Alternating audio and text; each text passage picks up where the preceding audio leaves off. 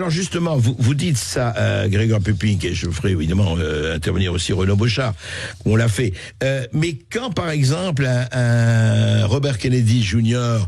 Dit, qui n'est pas encore ministre de la Santé, on verra s'il le devient, mais dit oui, mais écoutez, ça a servi aux opérations de Maïdan en 2014 pour déstabiliser le régime à l'époque ukrainien en place avec l'aide de la CIA, et il dit que USAID a joué un rôle central, dit-il là-dessus. Quand Elon Musk dit oui, on est en train de regarder tout ce qu'a fait l'USAID a participé d'une certaine manière, je ne dis pas de manière active ou de manière plus feutrée ou cachée, pratiquement il est arrivé à la construction de biolab en Ukraine et aussi aux essais au laboratoire de Wuhan dès 2019 du Covid SARS virus. Est-ce qu'ils vont pas un peu Et ensuite, je vais laisser la personne répondre. Je vais vous montrer la séquence de grand angle où il parle du fait que Musk s'attaque à l'USAID, mais aussi il apporte des preuves de pourquoi cette agence n'est pas ce que les médias mainstream essayent de nous faire croire qu'elle est. Loin ça quand même. Pas du tout. Non, je pense que c'est parfaitement crédible. Il faut comprendre que USAID n'agit pas seul. C'est un budget considérable. USAID est le bras officiellement d'aide humanitaire de l'action politique extérieure américaine, en particulier de la CIA. Et c'est une action politique qui demeure à travers et par-delà les alternances démocrates républicaines aux États-Unis. C'est ce qu'on appelle généralement. C'est ça le Deep State. Elle continue à poursuivre les intérêts de ces gens-là, indépendamment de l'alternance de présidents américains. Et la plupart des présidents n'ont jamais trouvé intéressant de s'attaquer à ça, parce que ça n'allait pas contre leurs intérêts, comme ça va contre les intérêts de Trump. C'est pour cela que Trump s'attaque à ça. Généralement, l'État profond, le Deep State, c'est-à-dire la continuité de la politique étrangère américaine pour la défense des intérêts américains. Donc oui. Alors, ça pour vous montrer que quand il dit que c'est l'État profond, ça n'a jamais aussi été vrai que vous allez le voir dans ce tweet que j'ai pris pour vous hier. Hier, j'avais épinglé, attendez que je regarde ça.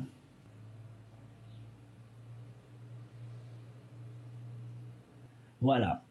C'est ce tweet-ci là que je veux vous lire et que je vais vous montrer pour vous illustrer à quel point ce qu'il dit sur le Deep State est pertinent. Un responsable du Trésor a permis la poursuite des paiements frauduleux de plusieurs milliards. L'administration Trump le libère. David Lebrick, un fonctionnaire de carrière du département du Trésor, a été poussé vers la sortie par l'administration Trump. Lebrick a supervisé plus d'1 milliard de dollars de paiements fédéraux, mais a permis des transactions frauduleuses à des centaines, voire des milliers de reprises, ce qui constitue une violation flagrante de la loi. C'est exactement le problème avec le gouvernement fédéral. Des bureaucrates non élus qui prennent des décisions politiques contre la volonté du président. Lebrick n'a pas seulement fait obstruction au décret de Trump, il a activement facilité les malversations financières. L'administration Trump a clairement fait savoir qu'elle ne tolérait aucune insubordination, corruption aux fonctionnaires véreux qui sapent la loi. Les agences doivent être réduites et tenues responsables. 80% des bureaucrates n'ont aucun contrôle, aucune transparence, aucune légitimité. Voilà, je peux même vous l'agrandir. En gros, vous voyez, c'était cette personne, c'était un tweet parmi les tweets de Musk que j'avais relevé hier. Je m'étais dit que je vous le mettrais dans cette vidéo. Et donc, vous voyez ce deep state qu'on ne voit pas, justement, c'est comme dans l'administration française. Tous ces gens qui sortent de l'ENA, qui intègrent l'appareil de l'État, qui prennent des décisions sans que personne ne puisse les contrôler. Ce que vous voyez là, Aux États-Unis, c'est plus gros. Ça se passe aussi en France. Et donc ici, ils sont en train de dévoiler juste la vérité en fait. Donc le Deep State, c'est ça. C'est des fonctionnaires qui dépensent l'argent de l'État, qui font des virements entre eux, et je vous mettrai une séquence de... Comment il s'appelle? Je me souviens plus. De l'animateur de Sud Radio, le monsieur là, qui vous dit les différentes dépenses de USAID pour que vous vous rendiez compte à quel point on fait souffrir la population alors qu'eux-mêmes font des choses qu'ils n'autorisent même pas la population de faire. USAID sert à mettre en œuvre cette politique sous couvert d'aide au développement. Et ensuite, USAID elle-même agit sous couvert de fondations et d'ONG. Donc à la fin, vous avez... Vous avez attendu, USAID agit sous couvert des fondations et de ONG. Le milliardaire là, américain, Bill Gates, il agit à travers de quoi? De sa fondation. Il donnait de l'argent à l'OMS à travers quoi? Sa fondation. Et quand on va attendre Berkoff égrener les listes des dépenses de l'USAID, vous allez vous rendre compte que Bill Gates, alors qu'il est milliardaire, alors que soi-disant il finançait toutes ces choses-là avec son argent, on va apprendre que l'USAID lui verse à lui aussi des milliards. Donc si on verse des milliards sous condition à Bill Gates et que Bill Gates verse ces milliards-là, soi-disant par philanthropie, aux endroits où il est passé et nous savons les dégâts qu'il a fait dans le monde, est-ce que c'est lui qui le faisait ou il n'appartient pas au Deep State? Sur le terrain, des ONG officiellement privées, dont les États-Unis ne sont pas responsables, et qui agissent en fait avec l'argent de USAID, qui lui-même agit avec l'argent du gouvernement sur instruction. Qui lui-même agit avec l'argent du contribuable. Voilà. Ouais. Et donc vous avez en fait une double couverture. Ouais. Et à la fin, c'est une simple officiellement ONG qui sur le terrain agit pour mettre en œuvre la politique étrangère américaine, et ils font ça évidemment. Voilà. Et c'est pour ça que tous ceux qui disent que la présence de ces ONG-là en Afrique et partout où ils sont, la situation ne s'arrange jamais, il va toujours au profit des Américains, c'est vrai, c'est parce qu'ils viennent faire le boulot que les Américains leur ont dit. Ils font infiltrer dans les pays des gens des agents américains parce que c'est le condition pour laquelle on leur donne de l'argent. Et donc parmi les personnes des ONG, il y a, excusez-moi de le dire comme ça, mais des espions ou des gens qui viennent là pour travailler pour le compte des États-Unis plus qu'ils ne viennent pour vous aider. Et voilà, maintenant on commence à comprendre pourquoi ces ONG-là pullulent, comme par hasard dans les pays où il y a des minerais et où il y a des conflits. Ils pullulent, ils sont partout. On ne peut pas faire sans eux. En Europe centrale, de façon très importante, en Ukraine, mais aujourd'hui, on peut dire aussi que l'un des terrains d'action importants de cette politique, c'est les Balkans.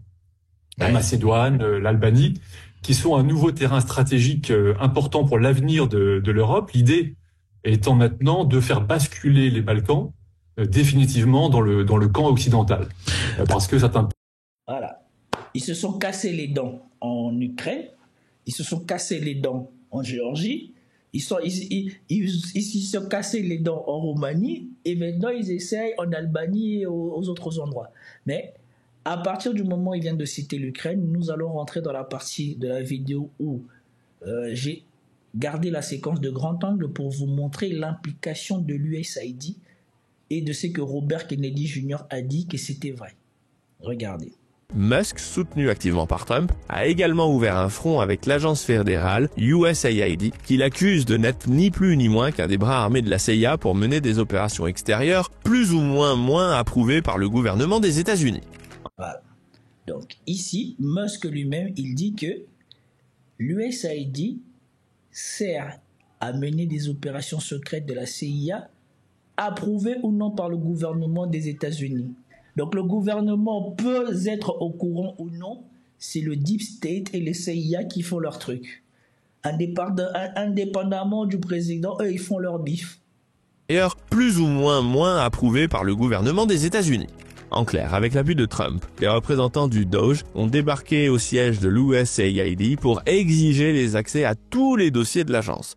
Cet accès leur a été refusé et en conséquence, 2 dirigeants du USAID ont été mis à pied immédiatement. Trump est intervenu personnellement. It's been run by a bunch of radical lunatics and we're getting them out. USAID. Donc quand on disait que Trump va s'attaquer au Deep State, c'était pas des paroles en l'air. On ne sait pas qu'est-ce qu'elle deviendra, cette entité, après Trump. Et c'est pour cela, moi, j'appelle de tous mes voeux que le vice-président de Trump gagne les élections après Trump pour que cette action se poursuive dans le temps et change profondément la face du monde. Alors, ne vous faites pas d'illusions. Les Américains vont continuer à défendre leurs intérêts en premier. Mais en tout cas, toute la partie wokiste, machin, tous ces bêtises-là, ça ne les intéresse pas parce que Musk est là pour lutter contre ça et Trump aussi est contre ça. Mais par contre, pour les déstabilisations et pour tout ce genre de choses-là, probablement ça va continuer. Même si Trump a d'abord l'ambition de make America great again de l'intérieur, contrairement à eux qui veulent faire qui voulaient faire briller les États-Unis en allant chercher des problèmes ailleurs. Au moins, pendant un moment, nous aurons le repli et j'espère que ça donnera une bonne leçon au gouvernement africain pour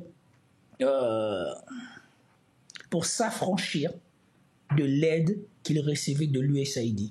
Maintenant qu'on a exposé ce pourquoi cette aide est conçue et à quoi sert cette aide. Run by radical lunatics and we're getting them out and then we'll make a decision. Le Doge a aujourd'hui tous les accès qu'ils ont demandés. Et ne pensez pas que ce soit anecdotique. USAID, c'est 40 milliards de budget par an et RFK accuse directement cette organisation d'avoir financé la révolte de Maïdan en vue de renverser le gouvernement ukrainien de l'époque au profit d'un gouvernement pro-Union européenne et surtout anti-russe. Il cite Victoria Nuland comme une envoyée des USA pour choisir le gouvernement après Maïdan. Et alors là, pour la peine. Et c'était pas un mensonge. Je vous avais dit qu'on retrouverait pas. J'avais du mal à retrouver ces images. Mais grâce à Grand Angle, nous avons retrouvé des images concrètes qui montrent que ce plan-là contre les Russes, ça a été un plan américain avec ce Zelensky qui a contribué à ça, qui aujourd'hui veut jouer la victime russe alors que il a fait partie du plan et qu'aujourd'hui ils ont échoué et que Trump essaye de sauver les meubles. Il essaye de sauver le peu d'argent ou récupérer une partie de l'argent que les Américains pensaient se faire avec ce conflit. En 2014, j'ai suivi cette crise de près et je me souviens très bien de Victoria Nuland qui distribuait des petits pains à la population dans la rue. Et je me souviens aussi très bien de cette conversation qui avait fuité de Victoria Nuland qui choisissait les membres du futur gouvernement ukrainien avec Jeffrey Piat, ambassadeur US en Ukraine. I think Yats is the guy who's got the economic experience, the governing experience. What he needs is Klitsch and Tony Book on the outside. He needs to be talking to them 4 times a week, you know. Et ça continue. Donc, remettre sur la table toute cette partie de l'histoire sur le conflit ukrainien avec pour objectif de faire sauter des agences fédérales qui œuvrent au moins en partie dans le dos du gouvernement américain, c'est pas rien, loin s'en faut. Le journaliste citoyen, comme on dit aujourd'hui, Mike Bentz, très en vogue sur les réseaux sociaux, présente l'USAID comme une organisation permettant à la CIA, le Pentagone ou le département d'État de renverser ou provoquer des déstabilisations de gouvernements étrangers, censurer des médias ou encore blanchir de l'argent issu de la drogue par des agences comme la CIA. La crédibilité de Mike Bentz est difficile à établir car réunir des preuves dans ce type d'accusation est toujours compliqué et périlleux. Mais ces derniers jours, Elon Musk semble appuyer ses déclarations suite à l'enquête du Doge sur l'USAID. Mais ce n'est pas seulement Musk ou Mike Bentz, c'est également le sénateur Ron Paul dont la crédibilité est elle parfaitement établie, qui est également très clair sur le sujet et il est loin de démentir, bien au contraire. Audit USAID, then shut it down. Un parlementaire hongrois proche de Viktor Orban est même intervenu dans le débat pour dénoncer des ingérences du USAID dans son pays. Cette organisation aurait tenté de pousser ce que l'on appelait il y a quelques années une révolte colorée. Bref, vous avez l'idée, on verra bien où tout ça finit, mais ce qui est sûr, c'est que Trump et Musk avec le Doge ne sont pas venus pour rigoler ou coller des gommettes. Mais là... Voilà. Maintenant, revenons-en à ce que disent ces messieurs par rapport à l'USAID.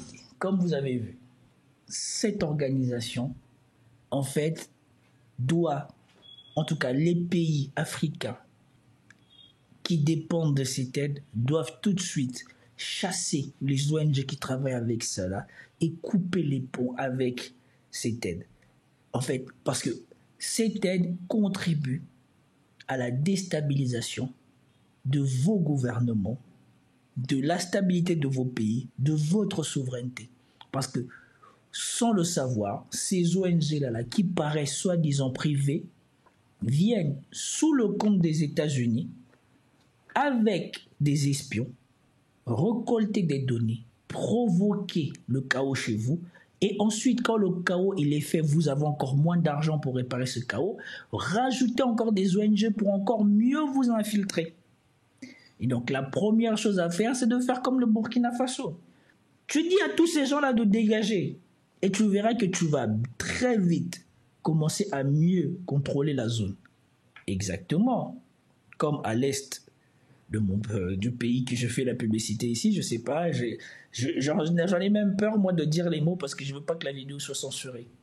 Mais vous savez, là-bas à l'est, il y a l'autre là, la MONUSCO et les je sais pas quoi là qui sont là-bas depuis des années. Mais on n'a jamais réussi à battre quelques milliers de personnes du M machin. Comprenez qui comprendra. Pays des Balkans aussi, entre l'influence là. Russe et puis les Russes. Oui, mais alors Grégor Pupin, juste question, je poserai la même question à Renaud Bouchard. Mais si la politique était inchangée, comment vous expliquez que pour la première fois, quand même, l'actuel pouvoir en place, mais il démolit complètement, il dit tout sur ce que vous êtes en train d'expliquer, ce qu'on parlait aussi avec Renaud Bouchard. Il est en train de dire voilà ce que fait le SID. C'est-à-dire si on en parle aujourd'hui, c'est que tout est en train d'être mis sur le tapis. Alors normalement, ceux qui défendent la politique américaine à l'étranger, c'est pas ce qu'ils devraient faire en premier. Si on était dans le cynisme continu. Faut comprendre qu'il y a USAID, c'est une action, c'est le Deep State, c'est une action idéologique dans la durée, qui a pendant des décennies financé à dizaines de millions de dollars des programmes de contrôle démographique, de stérilisation forcée, y compris par exemple au Pérou, 314 000 femmes péruviennes stérilisées dans les années 90 avec l'argent pas qu'au Pérou de CID, stérilisation même en Tunisie, mise en œuvre par un médecin français, le docteur Pierre Simon. Au Vietnam, voilà, donc une politique d'influence, d'abord démographique, maintenant culturelle, mais c'est toujours lié. Et que ce soit Trump ou Musk, ils n'aiment pas ce wokisme. Oui, ils sont même violemment contre. Ils sont violemment contre. Ouais. Et face à eux, un nid c'est le levier, c'est l'instrument, c'est l'une des armes principales américaines. Quand même 40 milliards par an, c'est 40 000 millions de dollars, 40 000 millions de dollars à la main, que vous pouvez utiliser à travers le monde librement pour exercer une influence idéologique.